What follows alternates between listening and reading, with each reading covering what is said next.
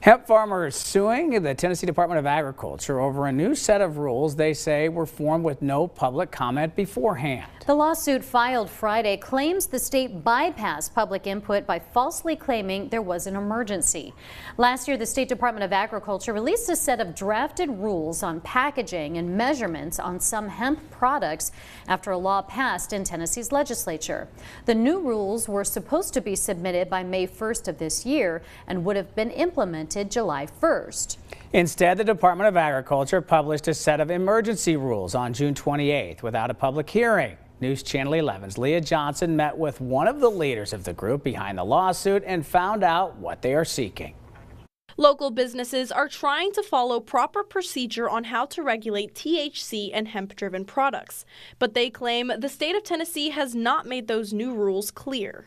There's a lot of miscommunication. Nobody seems to know what's going on. Like there's no like hard dates for anything. So it's very confusing. And Department of Ag just didn't complete the job in time. Kelly Hess, executive director of the Tennessee Growers Coalition, says they did not follow the proper protocol.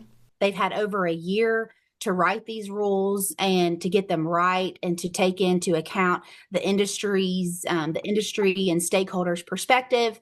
They did receive 19,000 comments. The lawsuit claims the state did not take the public comment into account. Businesses like the Smoky Grass Station in Johnson City say the new regulations are confusing and hard to follow. We get visited by regulators and inspectors from the Department of Revenue and the Department of Agriculture within the state of Tennessee, and it seems like every time one of them comes in, it's a different rule, different law that the other person didn't hear and that this guy heard, and there's just a lot of changes, and it doesn't really seem like there's much cohesion. Connor Murray, marketing manager for Gold Spectrum, says they are in full support of the new regulations, but when the state does not make those rules clear or give them enough time, they run into issues. We've ordered packaging that's come in and they've made a new rule and now we can't even use it. So wasted, thousands of dollars on packaging and time and labor and materials and a lot of that stuff just for the state to one day decide that you can't have that word on your packaging. A court date has been set for the lawsuit against the Tennessee Department of Agriculture for September 19th. In Johnson City, Leah Johnson, News Channel 11. News Channel 11 reached out to the State Department of Agriculture. They said they will not comment on pending litigation.